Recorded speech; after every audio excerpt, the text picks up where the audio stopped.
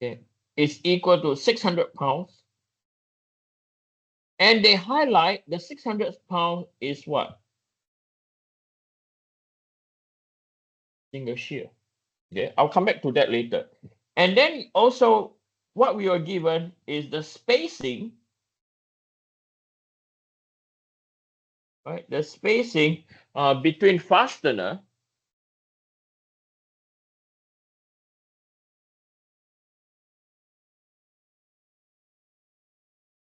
S is equal to what? 6 inches.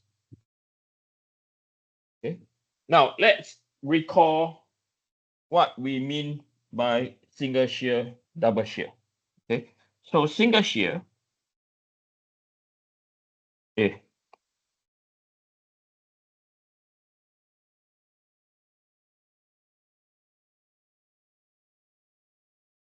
okay. So this is our fastener, and then this is our ball.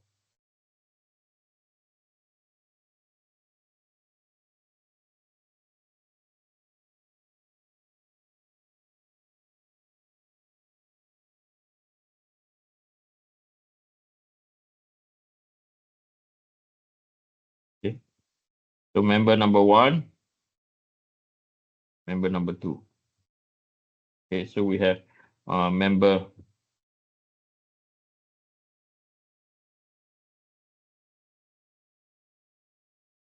and then you have member number 2. Okay, so if this is P, this is the P, the failure is the failure. Hold on, I should not squiggle. The failure region is over here. Okay, so this is our failure region.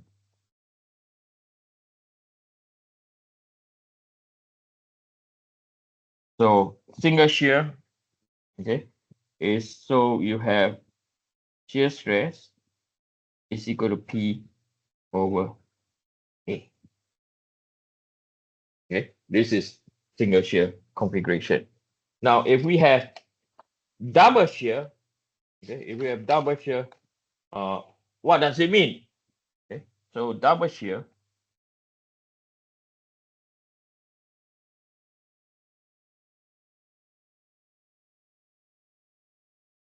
so now again you have your fastener.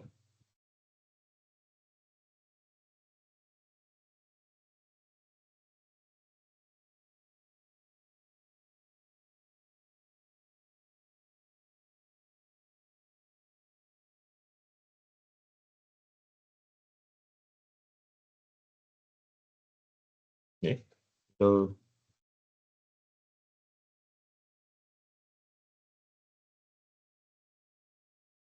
now you have P. This side you have P over 2. Okay, so now you have member number 1,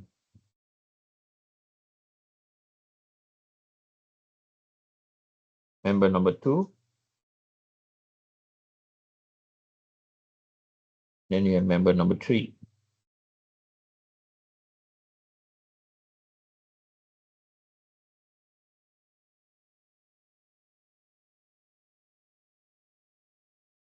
Now the failure region, it can be over here or it can be over here. So when that's the case, right, where's the case, the shear stress is equal to P divided by what? 2A. Because the load is distributed at the bottom area or at over here, or the first it should not be coloring black, is due to failure region number 1,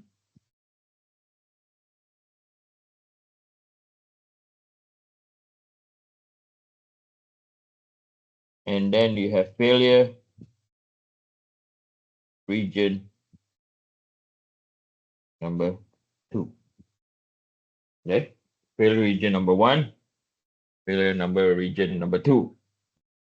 So now, in terms of shearing stress, okay, or shear flow,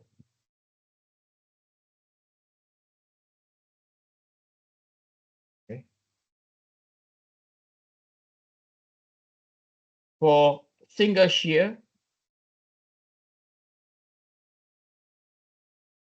Q is equal to fastener resistance force divided by spacing. Okay. Q for double shear, which is in our case, right? You can see one fastener, right? And it has 2 points of failure, one on this side and one on the other side, which is double shear. So for double shear, what you do is Q is equal to twice multiplied by the fastener resistance force divided by what? Divided by your spacing. Because now there are two areas of failure, right? Twice the area. If we use the same force, you have to use what? Twice the force. Okay. So for this case, you now know that Q is equal to twice multiplied by 600 divided by the spacing, which is equal to what is the spacing? Can't remember now. So the spacing is equal to 6. Okay. So this will be equal to 200, right? So this will give us, this is equal to 200 pounds per inch. Okay. So with that, we know that Q is equal to V over I multiplied by Q. Okay. So now, what is the first moment of area to take? Right? We come back to the same question, first moment of area. I'm not going to calculate I. Okay. I believe all of you know how to calculate I. Okay. So I'm going to write down I, if I can find the value. So I given I is equal to 2902.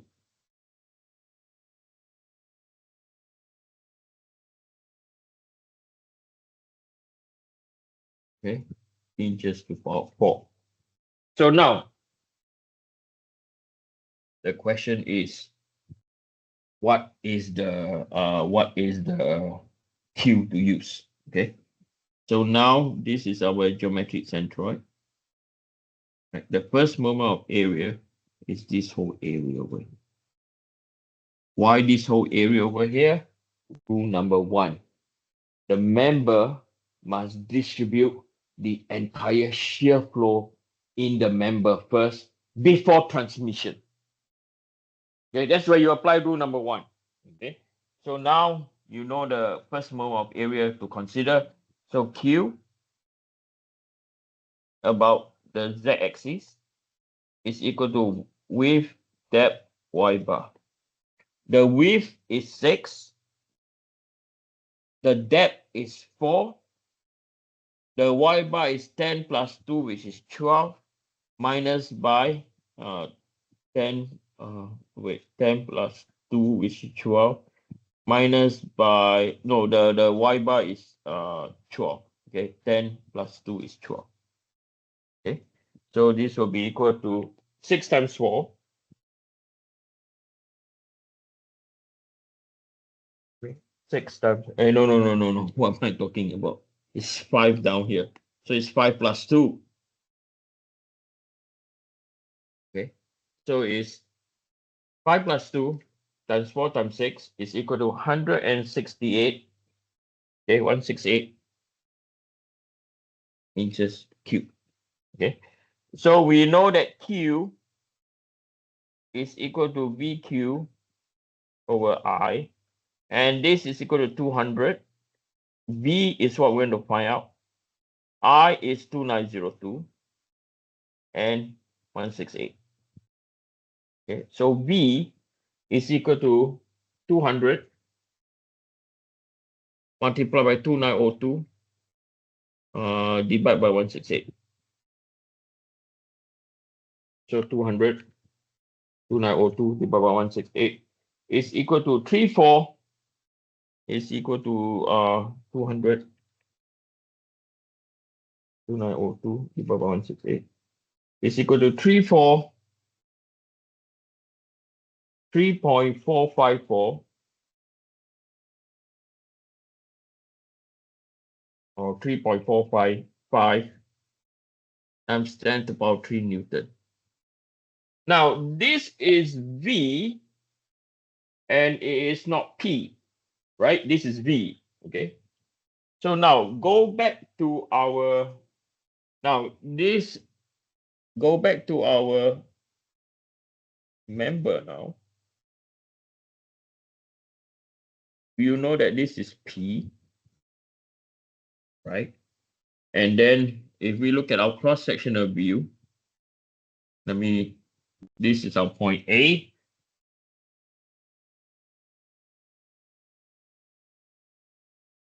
Right? So this is our point A. This is our point B. You have AY. You have BY. So you know that AY is equal to BY, right? Because they share the same distance relative to the applied force. So you can do summation of forces in the y direction is equal to 0. So AY plus by BY minus P is equal to 0. So you will have 2AY is equal to P. AY is equal to P over 2. And this is equal to your BY. So if we were to sketch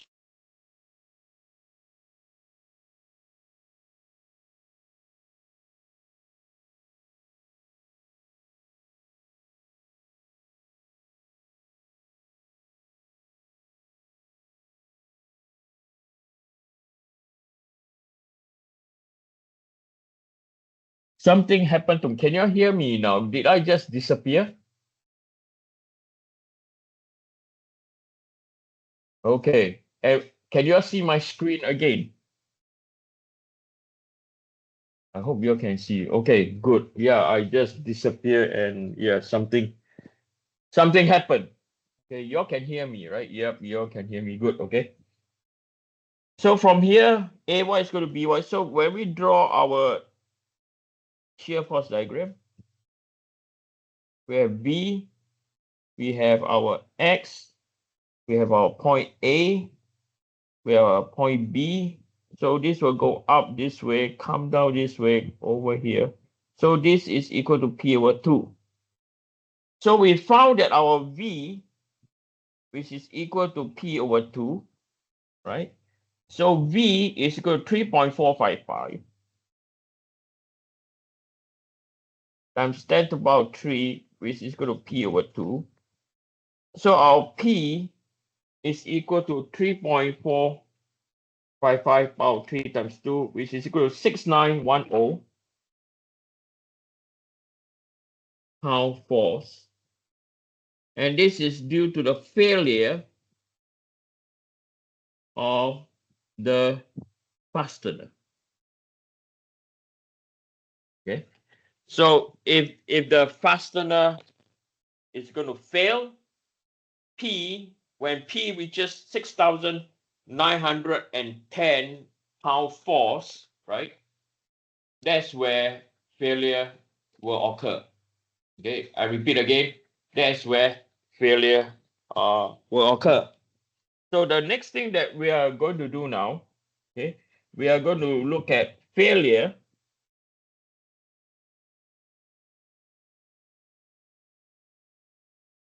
due to the wood, not the fastener now. Okay, failure due to the wood. So when we say failure due to the wood, where do we actually mean? Okay, so failure due to the wood Okay. It means